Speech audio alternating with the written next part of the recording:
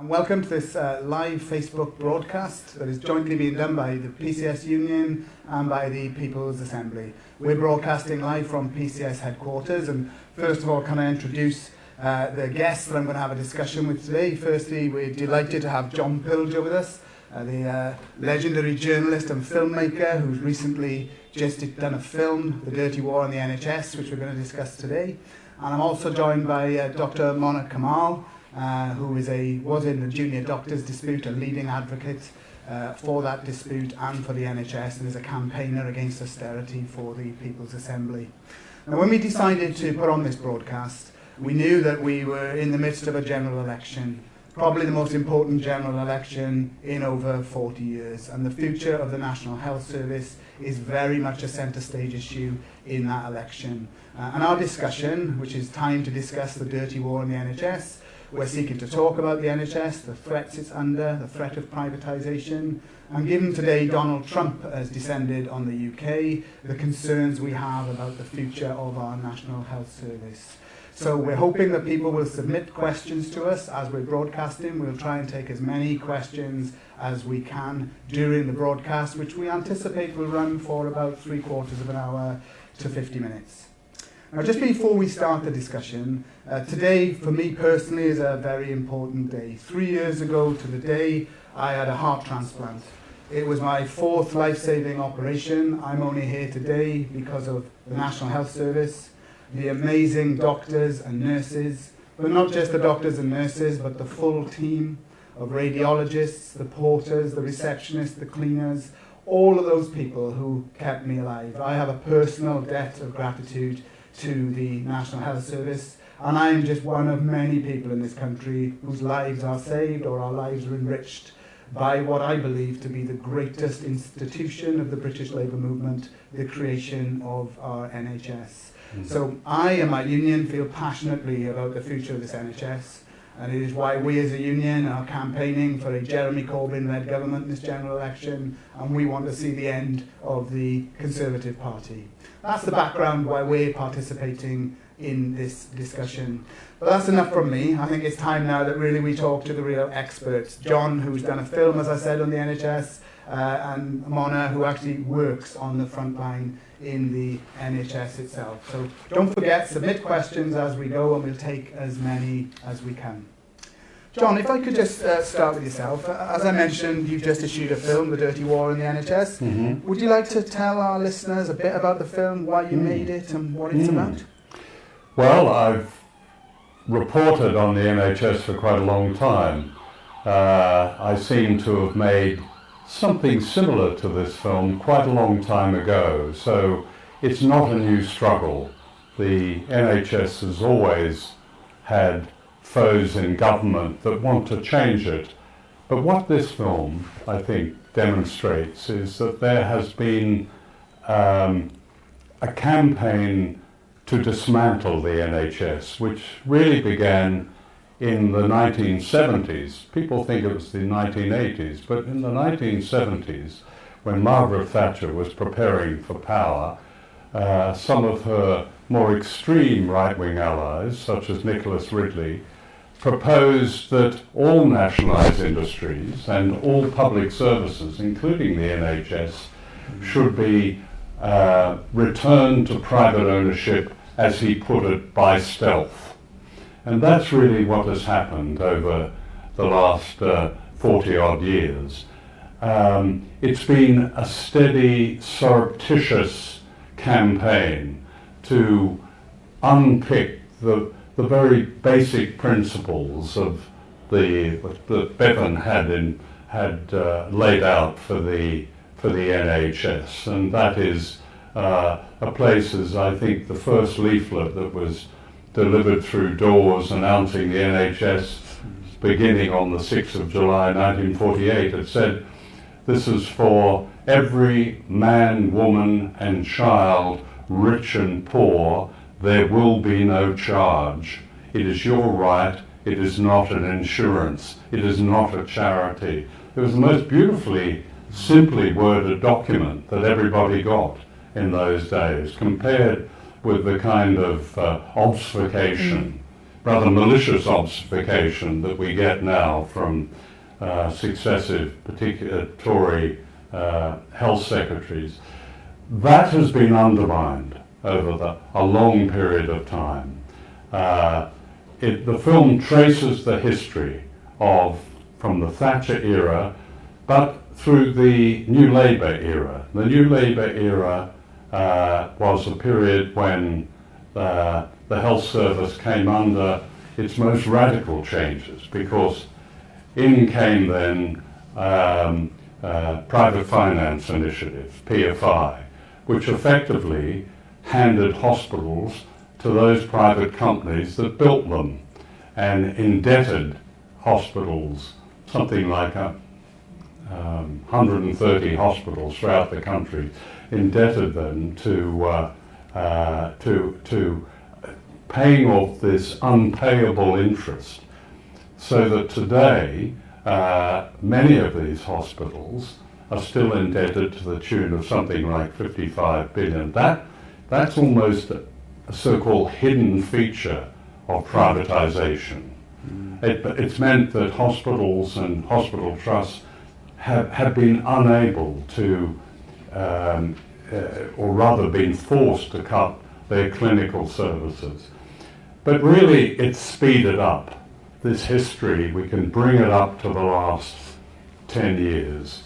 In 2010, when the coalition government came to power, Cameron, who was always proclaiming his love for the NHS and how his family had been beneficiaries of it and so on, promised that there would be no top-down reorganisation. And that's exactly what happened. The most radical, catastrophic, top-down reorganisation happened in the form of the 2012 Health and Social Care Act.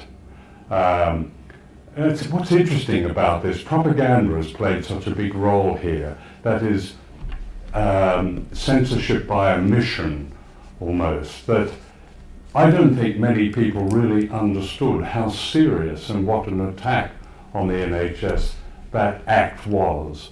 That it introduced its most common word is competition. It's the very antithesis of the original 1948 Act, rather. And what it set up was a tendering process that brought in companies like Virgin Care, Serco, Care UK, and opened the door especially to the great American companies such as United Health and Healthcare of America.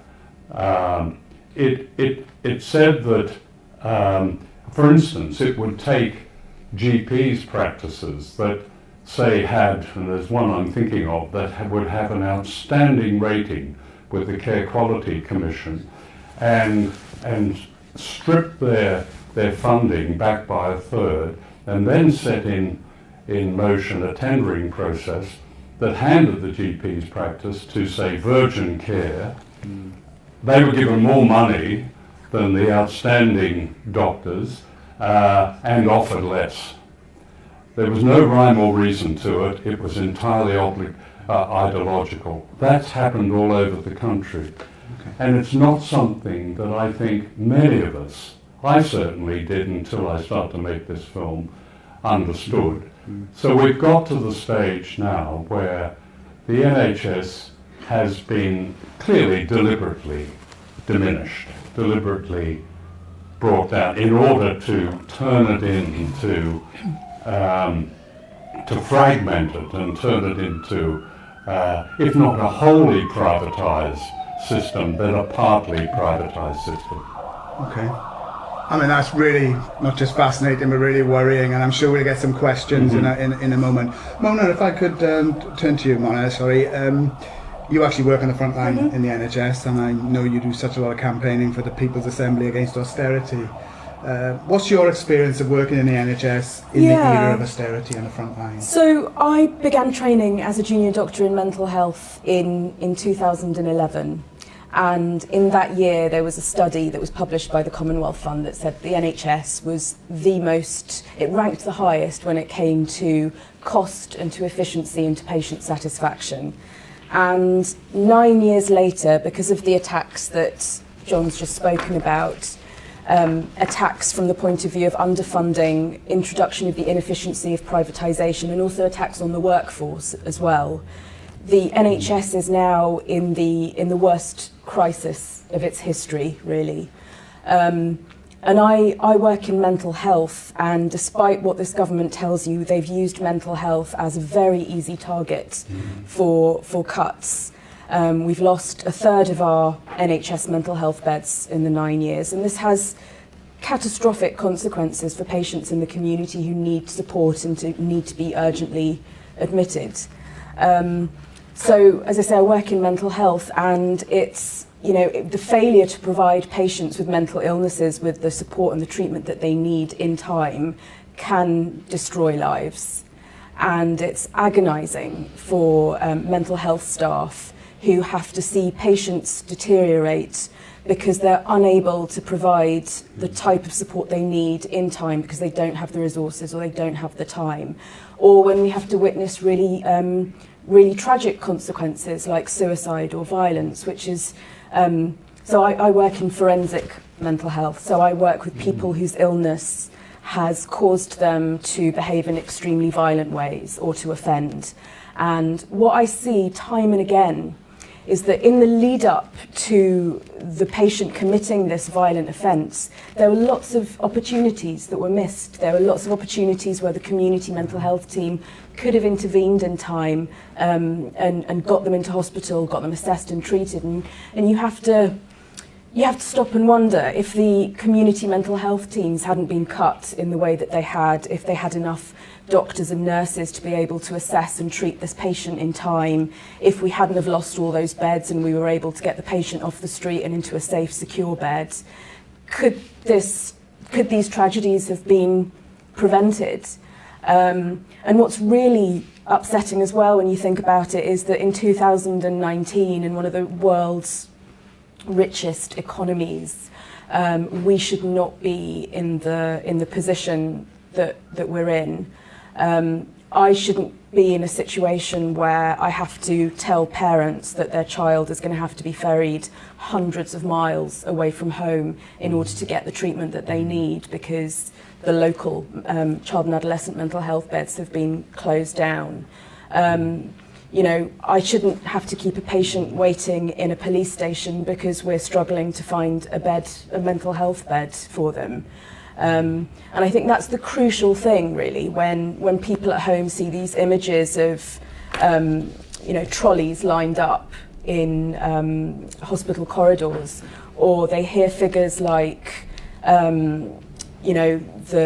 the rates of suicide in young people in London doubling in the last decade. When we hear figures like that, we have to remember that these were down to deliberate ideological decisions that were made. This crisis that the NHS is experiencing right now was not inevitable. It was something that, the campaigners, NHS campaigners and NHS staff warned this government would likely happen and the impact that it would have on patients if these changes were brought in. And when you consider the fact that, while the NHS was being starved of funds during the decade of austerity that we've just had, if alongside that we've had the richest families in the UK double their wealth in that time period, we paint a picture where people are being failed for no reason other than ideological decisions. So that's what's the message that we need to get across. It doesn't have to be this way. We can afford to fund the NHS, and we don't need to have these types of reorganisations that have laid it open for privatisation. Great, well, thanks both for that. So as we said at the beginning, this was your opportunity to pose loads of questions to people who are real experts here, whether it's somebody working in the front line or John, who's done a film and has written extensively. So I'm going to take some questions now that we've been sent online. I want to try and get through as many as we can, so we'll get straight into it. So, Mona, if I can ask you first, the first question we've got is, what impact is privatisation having on the quality of patient care? Yeah, so I think the first thing to say is that we need to be absolutely clear when Matt Hancock says there'll be no privatisation on my watch. This is actually a lie. Unfortunately, I don't know if I'm allowed to say that, but it is a lie. In 2017, 70% of all the NHS contracts, all the 70% of all the healthcare contracts went to private providers. And that's really concerning. And these figures are going up year on year since the introduction of the Health and Social Care Act in 2012. And the concern that we have working in the NHS is that, well, the profit motive shouldn't be anywhere near healthcare provision. I think that needs to be made clear, because there's always going to be that tension between, there's always going to be that conflict between making a profit on the one hand and providing the best quality, compassionate care, investing the time and resources that's needed to provide the best quality care that we can for patients, which is ultimately what the NHS is there for. Myself and my colleagues, we came into the NHS and we came into healthcare to serve patients and to put their interests at the centre of what we do, not to turn profits for private companies. And this isn't purely ideological. This is the fact that we know that the introduction of the tendering process, the internal market, the introduction of the private sector, it just introduces enormous amounts of waste and inefficiency, and that's money that should be going straight into patient care, but instead is being funneled off into the administration costs and the tendering process, and ultimately profits for private health insurance companies and their accountants and their lawyers. So it introduces an enormous amount of waste and inefficiency, and this kind of fragmentation of the care has been shown to be bad for the patient experience, because their care becomes disjointed, and the continuity of that care is lost. So I think these changes that have been brought in, they're not in the interests of patients. This isn't happening because it's good for the NHS and its efficiency and for the patients that we work for. It's there to provide a profit for private companies. So John, if I can ask you then, so on this theme, so we've had quite a few questions in, but let's start with, how concerned should we be about a US trade deal with the NHS being on the table? Very concerned. We saw Jeremy Corbyn hold up documents last week, and I've read the documents, and they're very revealing. For example, there's one Department of International Trade official in conversation with his or her counterpart, the US trade representative, and he is saying to this person, and I paraphrase here, just be patient. Yes, you'll see there's calls from quote politicians at the moment to protect the NHS, but just be patient, because in the fullness of time we'll have an opportunity. Now, that's my own interpretation of it, but anyone reading it will be left in no doubt that what they're doing is deceiving the British public. It's absolutely duplicitous, these. And the Tories describe these, or I think it was the Tories, it'll have to be them, but describe them as junior officials just going through the preliminaries of trade talks.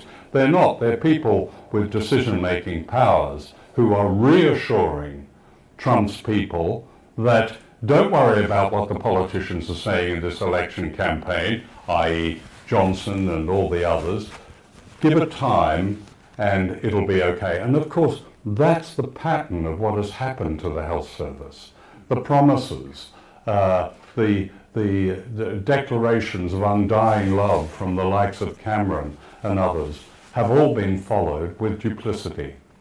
And here is evidence. Here is absolutely stark evidence. So yes, we should be very worried. Yeah. I think the other thing as well is the Donald Trump has asked his negotiators to focus specifically on drug prices as well. So I think for me the most worrying thing is the possibility of the limits that are on drug patents being lifted and us actually having to send across the Atlantic £500 million each week of NHS money in overinflated drug prices.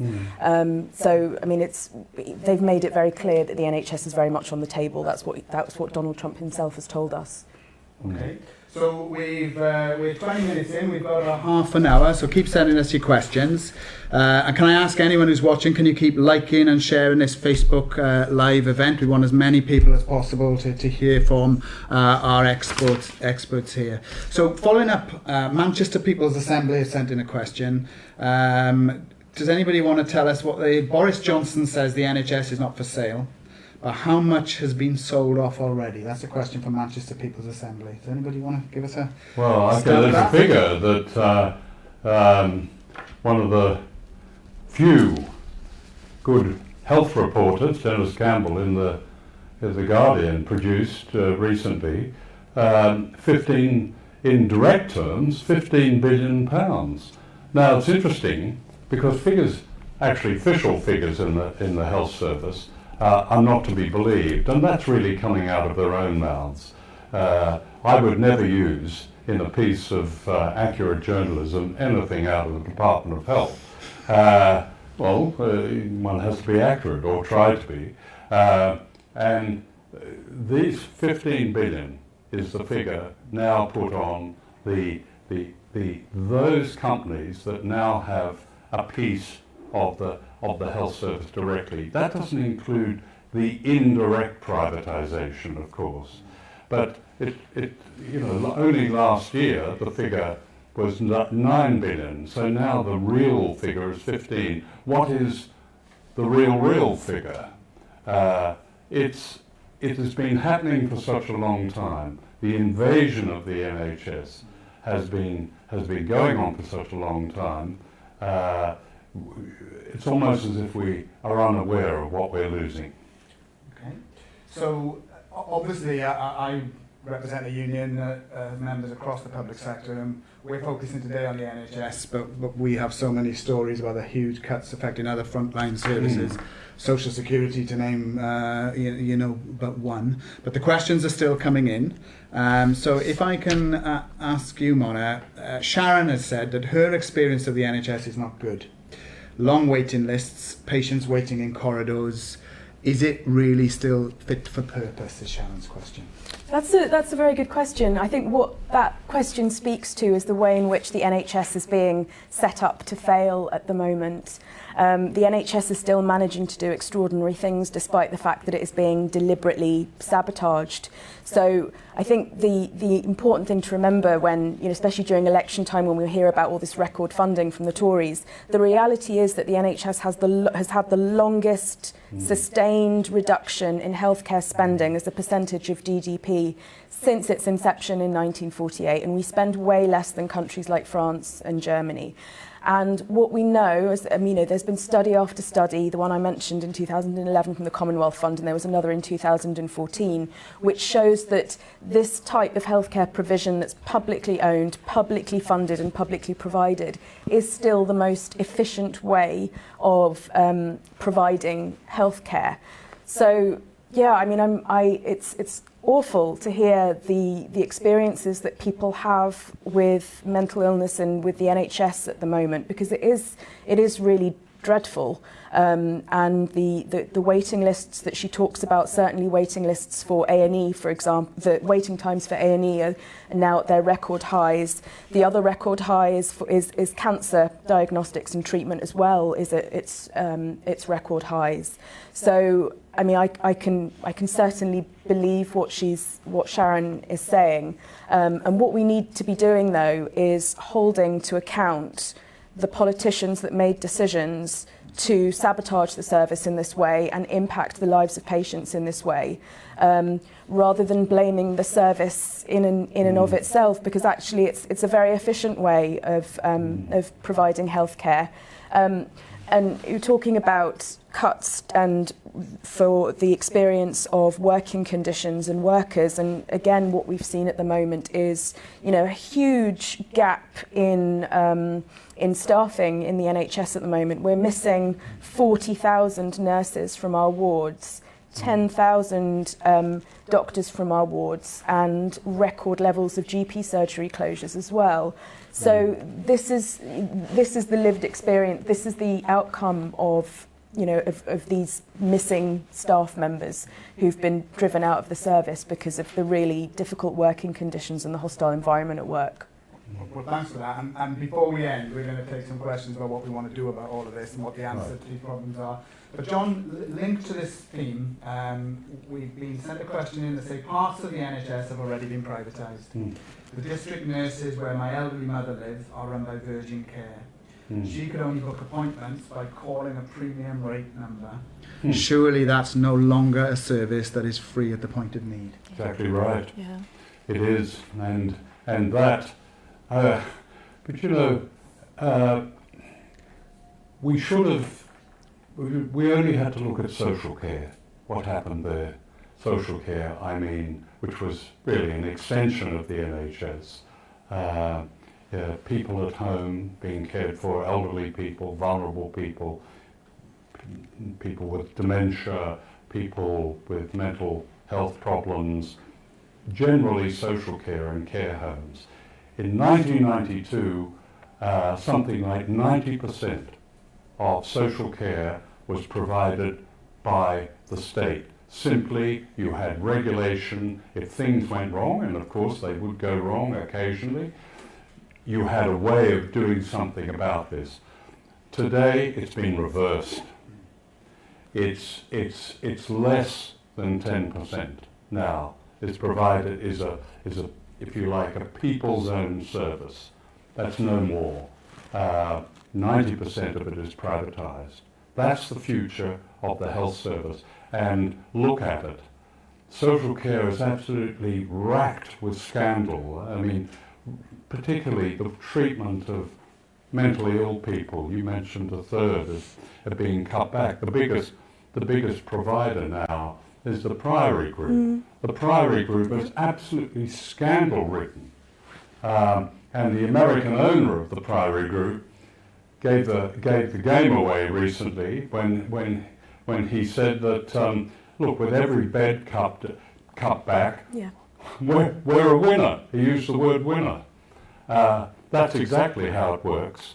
So these problems that your caller rightly raises in the health service, they won't all be solved by the end of privatisation, but most of them will, because that Commonwealth Fund that you refer to, that survey, ticks every box of excellence, and particularly of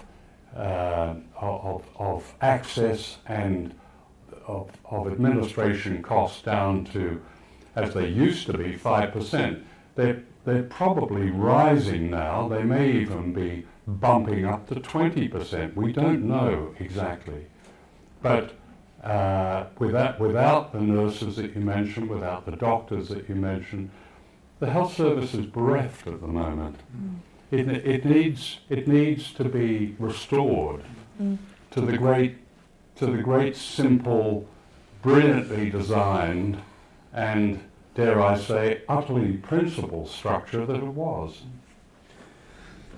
Thanks very much both. So can I just remind people, we're getting a lot of questions in here. I hope you're enjoying our broadcast. If you can remember to like and share this event, keep sending your questions in. It's not often you get a chance to directly ask people that we've got here, a journalist and filmmaker and a frontline NHS worker. I want to sort of leave towards the end what we're going to do about all of this and what the solution is in terms of campaigning and the general election. But one of the topics I'd like to turn to now is I, from my own experience, do a lot of speeches around the country where I defend people's right to come to this country, that migrant labour should be welcomed in here, and that we should be far more accepting in a political debate where the right is on the rise, with an anti-immigration, xenophobic attitude. And in those speeches, I often draw up my personal experience about the people who saved my life where they came from. Can I ask you, Mona, first, in this era of Brexit, shutting off the freedom of movement, what's your experience as a frontline worker about the contribution made from people who've come from all over the world, as well as people live from Britain in our NHS? Yeah, I mean, it's difficult to overstate the contribution of people who come from abroad and have trained abroad to come and work on our wards. And we have a recruitment crisis at the moment, and it would be way worse. We simply wouldn't have an NHS to staff if it wasn't for people coming from abroad and coming here and offering their services to our NHS, and actually we owe them a debt. Right from the beginning of the inception of the NHS, we had nurses coming from the West Indies to staff this service. So it's immigrants that have really built this service and have sustained it. And I guess whenever we see austerity or cutbacks running alongside that, especially with the Conservative government, we'll always see scapegoating. We need to have somebody to blame. And, I think it might not be completely relevant to this question, but I just want to mention something about health tourism, because we hear an awful lot from Matt Hancock and co about health tourism and how we need to clamp down on it. And really, that is just a way for them to distract the debate away from the funding crisis to something that actually is completely meaningless.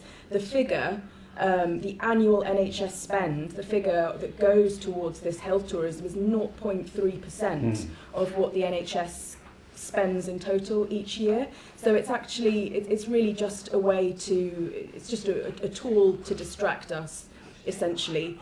And the hostile environment in the NHS is something that a lot of important campaigners like Keep Our NHS Public and Docs Not Cops have been involved in, because people are terrified to present. People with illnesses are actually terrified to come to A&Es because they are worried about having to provide evidence of their right to remain, and they're worried about having to be charged. And this has really dreadful consequences for people with we've had horror stories of people diagnosed with cancer who fail to present on time and don't get the treatment that they need in time. And we have other stories as well of people with infectious diseases who are reluctant to present, and this has enormous public health implications. So one of the things, and we're going to talk about what are the things that we need to do, getting rid of the hostile environment in the NHS and beyond is really high up there in what we need to do to defend the service. That's great, and I hope Nigel Farage and Boris Johnson and all the people making these arguments are listening to somebody on the front line.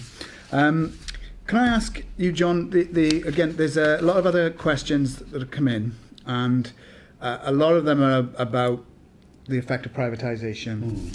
And Rachel has asked us, what can we do to stop private providers making millions of pounds from child and adolescent mental health services?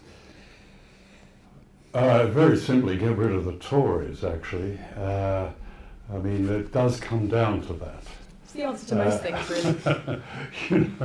It's a very clear choice on the NHS.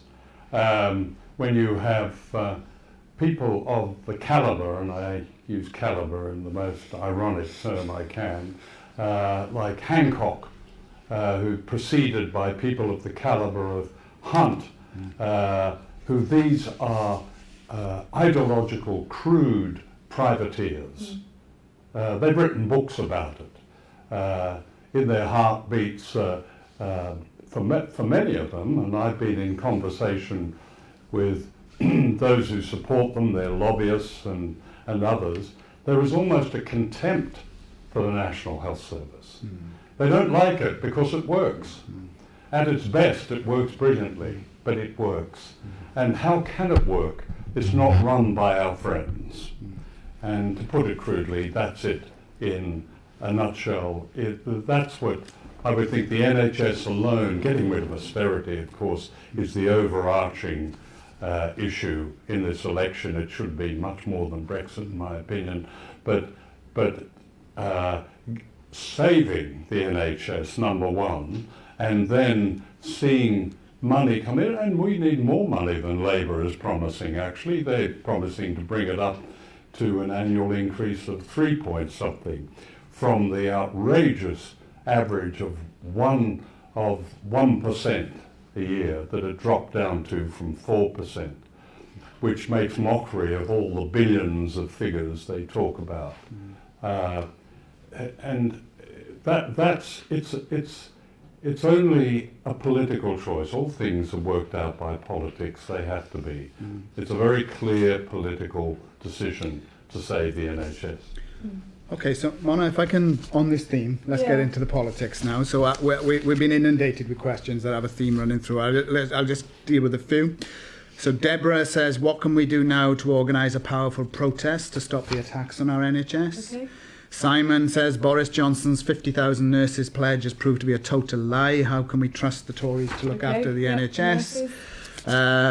Ben says, what action do people need to take to protect the NHS? And we were also asked, what's the Tory legacy to the NHS? Okay. So we've got a theme there about the Tories, what they're doing to the NHS, demonstrations and protests, and as I said at the beginning, we're in a general election. Yes. So let's talk politics. What do our listeners and viewers here need to do to deal with the many problems you've articulated for a better future for the NHS? Let's start with you, Mona, and then I'll ask John. I think, not to sort of labour the point, but what we've seen over the last 9 years from the Conservatives and from the Conservative and Lib Dem coalition, because actually the loss of all these mental health beds, which means we rely on the private sector, the loss of those beds actually happened during the coalition years, the Tories and the Lib Dems. So I think it's absolutely crucial. This is a message that I bring from everybody that works in the NHS. We don't think that the NHS will survive another 5 years of a Conservative government. So I think in the first instance we have to campaign hard to get rid of the Conservatives and also the threat of another coalition with the Lib Dems and the Conservatives. Okay, I think running alongside that, whether or not we win this election, whether or not Jeremy Corbyn is our Prime Minister, we need to keep the pressure on in terms of these arguments about reinstating the NHS as a nationalised service, because it is no longer a national health service. So we need to, so the Health and Social Care Act needs to be gotten rid of, and that's by way of the NHS Reinstatement Bill. The way to do that is to take part in campaigns with the People's Assembly Against Austerity, of course. Health campaigns like Keep Our NHS Public and Health Campaigns Together do really crucial work. So getting involved in those campaigns and talk to people. People know so little about what's been happening to the NHS in the last decade. All they know is that it's failing, but they don't fully see the bigger picture of why it's failing. We own it. We own the NHS. It belongs to all of us because we pay for it and we use it. So it's our responsibility to hold this government, the Conservatives and the Lib Dems before them as well, to account for this vandalism over the last 9 years. We need to be holding them to account for this, and this election is an absolutely crucial moment to do that and to start undoing this wreckage of this lost decade of austerity that's brought our service to its knees, and betrayed the founding principles that you talk about. So I couldn't agree more. I think that's a fantastic answer. But we've just had a question that comes from a bit of a different point of view. And I should say to all our viewers here, we're getting loads of questions where people recognise the hypocrisy of the Tories, that the NHS isn't safe with the Tories, you can't trust them. And obviously you've just dealt with a lot of that. But we've just had a question in that says, I don't like politics coming into the NHS. It should be beyond that. So how can we guarantee it can survive irrespective of who is in government? Well, I'm sorry, but you have to... You don't have to be sorry, John. The NHS isn't yet a divinity, It isn't blessed by a higher authority, though some might think it is. It was a political decision to set it up during the Second World War, in my view, mainly because the elite then were worried what would happen when the soldiers came home. And the Labour government brought in the NHS as part of welfare reform. So it was a political decision. And it's only a political decision. I don't believe that people have lost faith in the NHS. Yes, there there are grumbles and there's some bad stories. Most of them, in my view, caused by the extreme pressure on the NHS. But it must be, we must be at the point where people actually stand up and defend the NHS. And that includes people in the NHS like yourself. I would like to see your profession come together more, and more people. Don't let the politicians wander around wards campaigning without doing what doctors and patients have done. You know, that kind of direct action, particularly at the moment, is very important. And okay, let's say that Labour wins. Is that the end of it? No, it isn't, because it's up to the public to keep them honest. I interviewed John Ashworth recently, and he appears in my film, and it was a very productive interview. He said some very positive things and made some very positive commitments. But I did tackle him on the question that on the old Labour manifesto, that is, and I'll stand corrected if it's been taken off, the NHS is still set as a preferred provider. Now, preferred provider means competition with others. Labour has to get rid of the lot, as Ashworth says. He says, we will nationalise it, we will get rid of the Virgins, the Bransons, but we have to make sure that they do that, because the Labour government of Blair back in the late 90s and on were very largely responsible for a lot of the privatisation that has come through. So we have to keep them honest. But it is about politics. I'm sorry, you have to change your mind on that one. It's politics that closes the wards. It's politics that makes the decisions to cut nursing pay and causes them to quit. It's politics that gets rid of the NHS student bursary, which means people don't want to train to be nurses and doctors anymore. So these are all down to political decisions. So unfortunately, if we don't get involved in politics, then they'll just steal it. Yeah. So I think we've got 1 or 2 minutes left, and I to take a couple of other questions. I do thank people for the questions they've sent in. Remind people to like and share this event. I think you're getting very honest answers here around the politics and around the issues in front of us.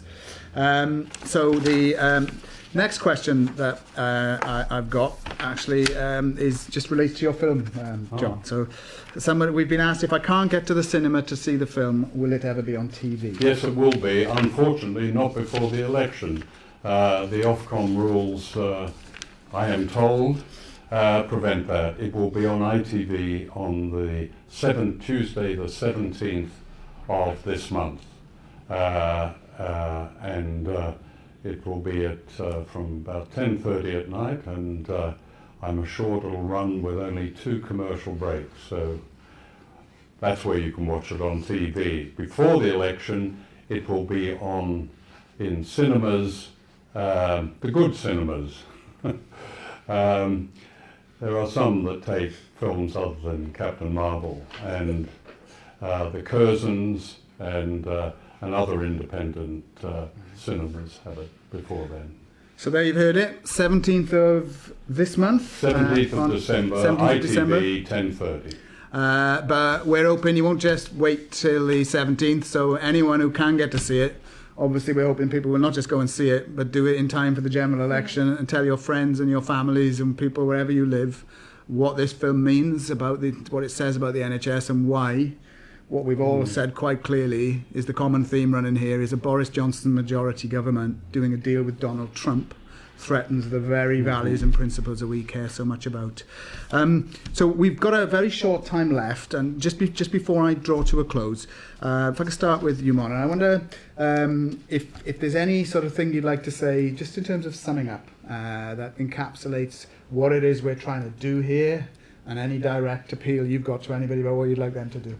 Yeah, I mean, I've said much of it already, but I think just going back to those founding principles of what the NHS is about, this idea that, you know, we provide care, the best quality, world-class care to everybody based on their need, not anything to do with their ethnicity, their background, their ability to pay, who their insurer is.